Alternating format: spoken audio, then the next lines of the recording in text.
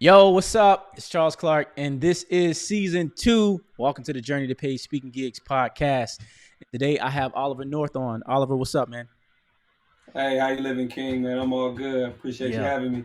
yeah, absolutely. It's an honor to talk with a fellow speaker. First off, let the Thrive Tribe know just a little bit about who you are. Who you are as a speaker, who you are as an entrepreneur, a person, a being, and Yeah, just share your experience. that's the best. So I think before we get into anything about like what I do, I think that what's really important is always to like understand the essence of a person. So my name is Oliver North. I'm transitioning my last name from Petty. So a lot of folks might know me under the last name Petty, but this move is really just to carve this new lane in my life. Because as I look back at my history and you learn more about me, I'm a former foster child. So I went to 5 different foster homes before I was 6 years old. My mother and father, both former drug addicts, one of 14 children. My mother was a single mother of 9 kids.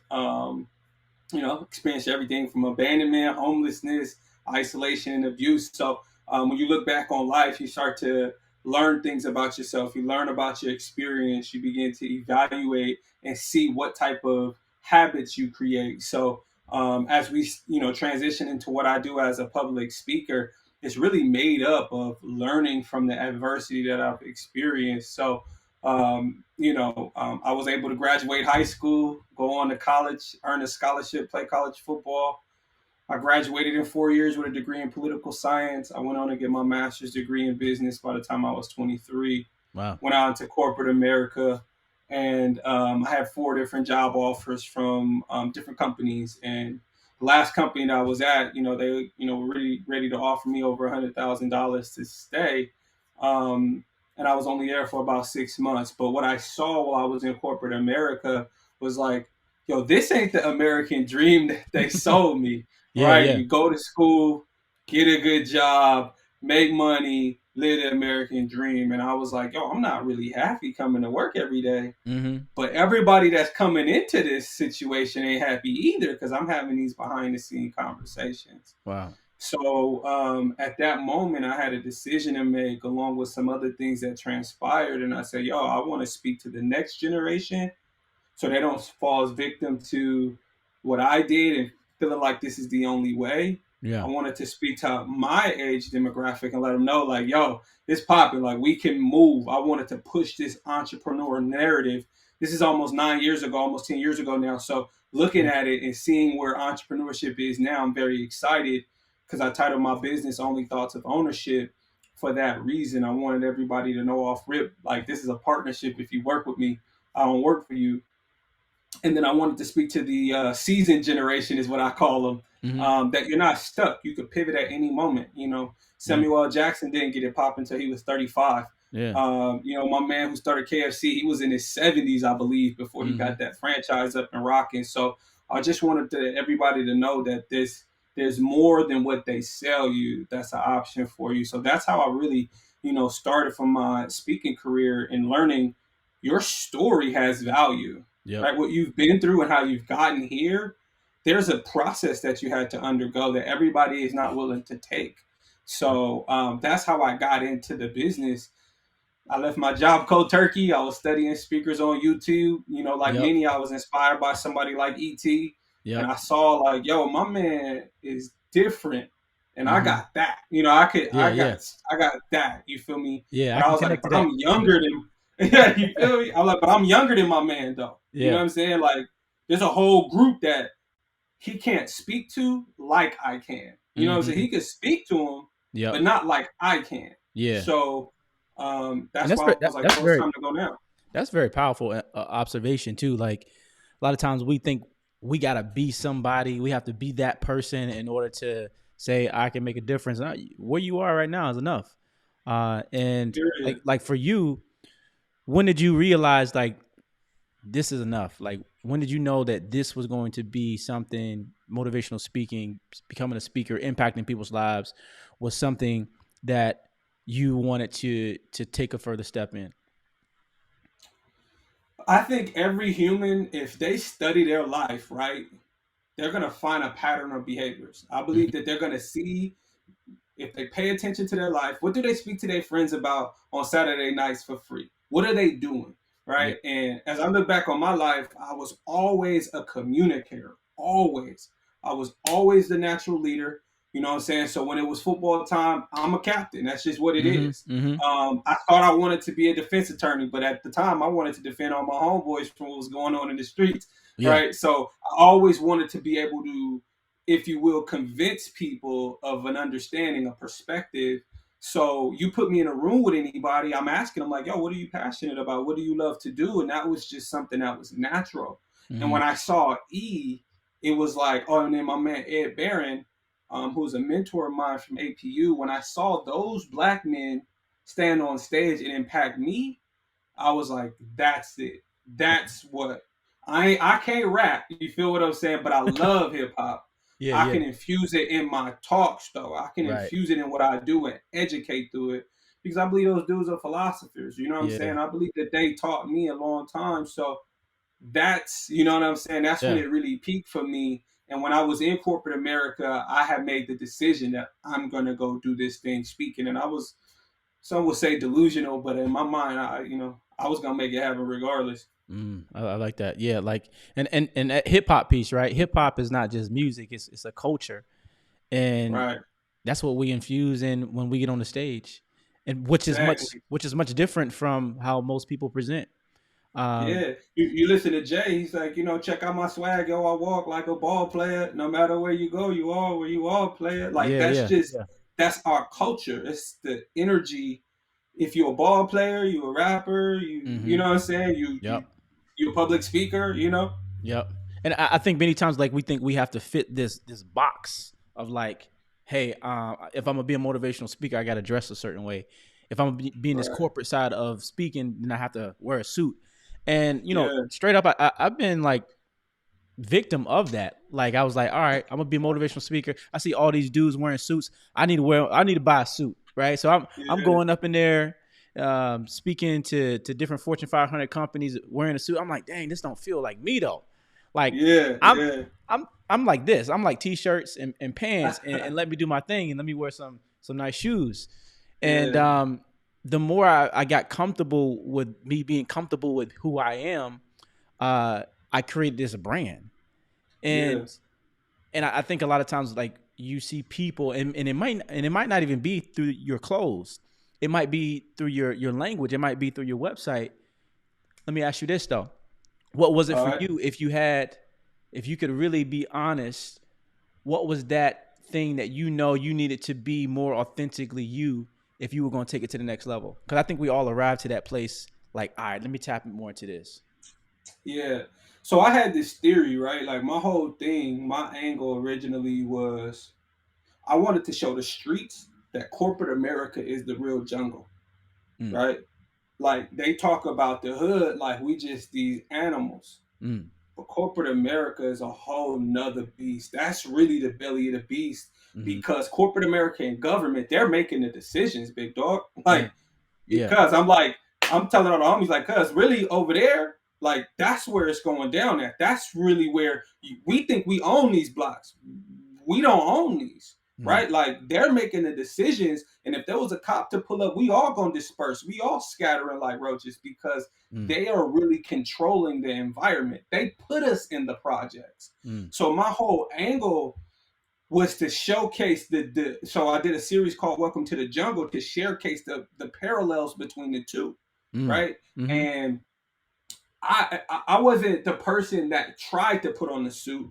What happened was when I put one on, I felt different. It felt good. I Mm. saw how folks responded to me, and I was like, "Yo, shit, I feel good in this. I look good in this. This is a new vibe, Yeah, you yeah. know. But I also, I like my Chucks. I'm from California. I like, what I'm Right. saying? I like wearing my blue bandana. This is, what I'm saying? I come from an area where it's highly, what I'm saying? There's a lot of activity going on. So, I'm an athlete. I love my sweats. I love my Mm-hmm. hats. You feel me? So I am both. I just Mm. didn't want one representation. I wanted to show that you could be both, Right. right? Actually, all three. Like I'm an athlete, I'm a businessman, I'm from the streets. All of that is in me. Yeah. Yeah. And It's however I choose to show up, you gonna get me regardless. It's authentic You feel because me? you accept that, and that's a part of who you are. And I think too, as athletes, is so it can be like that roadblock for a lot of us to say that I'm just this, I'm just that athlete. Right. You know, That's I all we know. That's all we bred it right. to be. Mm-hmm. Because we spend our entire lives doing that one thing. Right. Um, Right. but And yeah. just one more point on that, right? Like, Mm-hmm. so I had a conversation when I was growing my locks with my barber, Mm-hmm. right? And I was telling him, yo, I'm about to grow these locks. And he was like, yo, you sure you want to do that, dog? And I was like, why you say that? He like, cause you the guy. You in the meetings. You meeting with the Mm-hmm. superintendents and the county and you know what I'm saying, Yeah, the yeah. councilmen and all. You meeting with them, bro. You the guy. Mm-hmm. You sure you want to change? I'm like, that's exactly why I need to do this. Yep. Because the young boys in the area that's in the field, they need to see me with my locks. So I Yep. did a training for an entire school district, and I wore a blue bandana, my blue chucks, my dreads was half up, half down, and Yeah. I wanted it to look so abstract, but I wanted my message and my ability to cut through. Yeah. So yeah. Yeah. No, that's real because I had cornrows at the top, like beginning of this year, and Oh, okay. yeah, I just rocked that. I was like, look, and I think that question was asked, like, my pops was like, you gonna wear the cornrows? Like, yeah, it's my business. You don't hire me because of the way I dress. You hire me because of the message I got to share. Yeah. And And how I got into the DE and I space is that, yeah, right? It's because, diversity looks different, right? Like if right, you're going to be diverse, it's going to look different. yeah, And you got to be able to understand just because I got locks and my beanie is rolled up, you know what I'm yep, saying? And I might yep, have a gold chain on, yep, don't mean I'm not the best person to come in and facilitate this, yeah, you know? yeah. But you got to be sharp too at the same time, right? Hey, hey, but like I always say it like this, Mm-hmm. if you're not that guy, you're not that gal, right? If you don't Yep. have the ability, it don't matter anyway. Like your Mm-hmm. content gotta be top notch off the rip. Otherwise, Yeah. like, you ain't getting no uniform if you can't ball. You know what I'm Right. saying? You Right. didn't get that USA on your chest because you Yeah. because you look good in the uniform. You Yeah. had to be able to run. You feel me? Mm-hmm. Exactly. Exactly.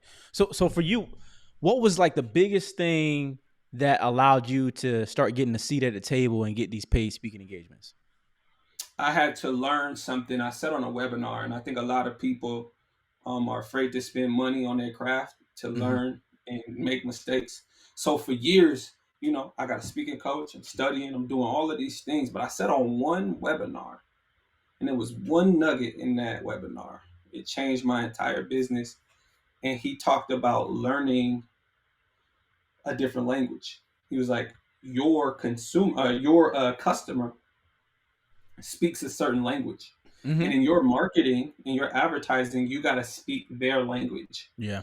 So, for an example, everybody has a migraine level problem, not just a headache level problem, but a migraine. You get a migraine, yo, bro, cut these lights off. I can't really open my eyes for real. I'm trying to get this thing going. Mm-hmm. Whether it's Excedrin, whatever you take, right? Yeah. So, what is the most painful thing or their biggest challenge? And then, what language do they speak in terms of looking for somebody to fix that problem? Yeah. So, in education, there's five major things that any district struggles with all over America, right? Decrease in poor behavior or suspensions, increase in test scores, graduation rates, participation, and achievement, right? So, these Mm-hmm. are the things that they're looking for, and I was talking about dreaming. They didn't care about dreaming. They wanted to know how they can increase engagement, how Yeah. they can increase attendance, Yeah. right? Is this going to increase graduation rates? So I had to learn to speak their language. Right. And that right there changed everything. So any business that you go to, you have to learn to speak their language. So what I'll do is what I used to do when I was looking for jobs, when I was going on interviews. You just study the business. You figure out what their core values and their challenges are from the prior year, Mm-hmm. and you let them know how your program or your ability can solve or fix their problem. And that right there, Took it to It another was level. on from there. Yeah, it was on. Yeah, yeah. No, Yeah. I think that's real because you got to study. You got to know your facts. You know, and the other thing is how you can truly see that opportunity of a problem is these pre-event calls. You know, like sometimes we just want to present ideas to somebody and we don't really understand where they are and how we can best serve them. So like a big part of like what I do in my business is we got to have these pre-event calls because Mhm. I want to make sure that message is customized just for that audience who is going through this particular problem, and I'm gonna share with them this type of message for that. Yeah, yeah. Because you could have like your base speech, Right. but with that pre-qualifying call, you know what tweaks you need to make. You know if you need all new content. Yep. You know who's going to be in the room, right? I'm speaking Mm-hmm. to all leaders. They probably lions. They probably get to, you know what I'm saying, results. So I need to be results driven in this delivery process. Yeah. I'm speaking to some people that are coordinators. So I need to be process driven in this conversation that I'm going to deliver with them. So it's looking at and understanding personality types and then the overall goal of the person bringing you in. Absolutely, absolutely. Um, so here's another question for you. Um, what was the most impactful event you had, and why was that the most impactful? Impactful to me. Yeah, to you. Mm-hmm. I it probably I did this middle school and I was wrapping up right, and I was going to take questions. I think I was in questions right, Yeah. and I was walking by the audience, just walking, looking for somebody to select on, and this young student tugged my shirt and wanted to whisper in my ear. So I leaned over, and this student was like, thank you so much because um, before this speech, I plan to kill myself today. Mm-hmm. I plan to commit suicide today. Yeah. But after hearing you speak and your message, I no longer want to do that. Can you help me? Mm-hmm. And that right there. I mean, there's been other moments and great Right. things, but that's a saved life, and you can't put no dollar amount on that. You can't quantum. You can't put no stats on that. Yeah. That's you feel me. So Yeah. Yeah. Yeah. yeah, I connect with that, man, because I've heard that same story. yeah, And it's so humbling, right? Like, why me? Like, and the other thing is like, yo, we gotta show up every single day like we just did. yeah, Like, I can't sleep on it no yeah, more because I realize somebody's counting on me. Somebody needs me, and the way I show up can affect an entire generation. yeah, yeah, Yeah. yeah. You gotta believe that. Like I tell people all the time, nobody swore Martin Luther King in. Mm-hmm. Nobody waved the wand over Malcolm Right. or Huey or Fred Ham. Nobody did that for Rosa or none of these great leaders. Yeah. Nobody did that. They had to assume the position Mm-hmm. based off of what was inside of them. Yeah. Right. Right now, I'm going through a battle with BJ's. I was discriminated against the day after my birthday in Laguna Beach, California, Yeah. predominantly white area. We just went in to get a beer. They didn't serve me. They didn't acknowledge that we were even in the building for 15 minutes. And folks that came in right before us and right after was served and acknowledged. And right now, I am pushing the gas on this because it's important to, and it's in me to do so. Yeah. Because they put out a public statement to say, I stand with Black Lives Matter and against racism and with Black people. Mm-hmm. Well, if you're going to put a statement like that, your CEO is going to put a statement like that on a public platform. And then I walk in as a person who does this training and you get discriminated against. The next Black person come in might be more docile. They might just leave. Mm-hmm. But I need to stand firm in my beliefs and what this country is looking to progress to, so they say. Mm-hmm. But nobody's going to swear you in for that. Nobody's going to tell you, yo, it's your time to take the mantle. Yeah. You have to assume the position Yeah. and go and suffer whatever consequence comes with that.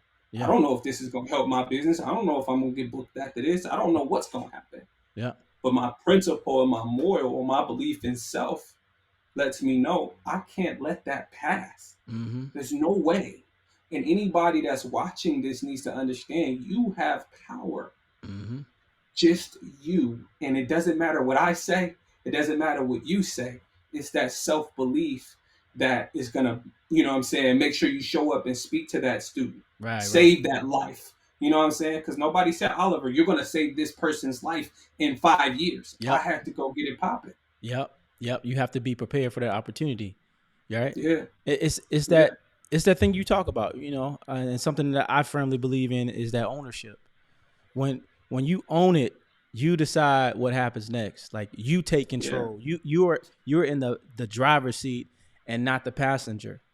And so I love that aspect because like speakers, even if you're not a full time speaker, even if you claim to be a speaker by name and you're not doing it for real, take the Right. initiative because nobody's going to tell you this is the right time. Nobody's going to tell Mm-hmm. you that hey, you can make $1 million doing it. Nobody can tell you that you can change the entire generation. Like no, that's you. Right. You see That's that it. vision, and nobody's going Yeah. to see that vision for your life but you. So guess what? You got to be the one who's willing to say, "I'm ready to show up. I'm not willing to just show up, but I'm willing to put in that work." Yeah. And that's a true story. Like I didn't see this. I didn't see like everybody's doing motivation. No, I was like, yo, I didn't even know you can get paid to do this. and and Yeah. Yeah. Yeah. and looking at this now, like um, who knows? Who knows what's in store for you? But you just got to believe. Uh, That's it. That's yeah, it. You know yeah, that when I say ownership, everybody thinks it's just business, but it's life, leadership, education, and business. yeah. Right? You got to take ownership in all areas of life. And for my young dude in the hood right now, you about to hop in the car and you know your partner got that. He got the thing with him, right? Like Mm-hmm. you know what I'm saying? He got a Yeah. pack on him, you know. But that's your man, right? Y'all brothers, right? Yep. When you get in the car, just know you made the decision, right? Yep. Even if he didn't tell you, right? You know him. You know what he on. Mm-hmm. But ownership, taking ownership of your life lets you know you got to make certain decisions. You know what I'm saying? You got Right. to predetermine those decisions. That's just an example. So thoughts lead to feelings, feelings lead to actions, and actions lead to results. Yep. Through your thinking, you're gonna develop a certain set of feelings. Based off those feelings, you're gonna do something, and based off those actions, I can predict your results. Mm-hmm. So you gotta own every area, whether it's your business, education, Yep. whatever the case may be, relationship. And I don't think we just taught that off the rip. Yeah. You gotta have equity in all your life. You Mm. know what I'm saying? Yeah. Not Yeah. just in your business. Yeah. A part of you can't go. Yeah. All of you has to go on this journey. And Burn the ships is what they say. yeah. Yeah. You know what I'm saying? True Burn fact. the ships. Yeah. Before we go, if you could tell aspiring speaker anything, what would that one thing be? Be prepared for every emotion. Understand that what you're about to, or what you either have embarked on, or what you're about to embark on, is unlike anything that you've ever experienced before. I told y'all in the beginning what I went through: foster care, homelessness, welfare, drug addicted parents. This is the hardest thing that I have ever done, Mm. but it is simultaneously the most rewarding thing that I've ever done. You've also got to understand that there is public speaking, the actual standing on stage and delivering the messages, preparing them, creating them, all of that. But then there's the business. Yeah. They're different. You want to speak, but you got to master the business in order to speak. And that's right there is really the key. And you're going to experience every emotion trying to pursue what you're pursuing. Shout out to Nipsey. Big facts. Hey, before we go and do the behind the scenes, let the Thrive Tribe know where can we find you. You can catch me on my website right now, oliverpetty.com. All my content should be there. You can catch me on all my social platforms at OMR Negative. So, Mr. Negative, on any social platform you can catch me on. Yeah. That's what's up, man. This is Journey Page Speaking Gigs podcast, and this is season 2. Let's get it.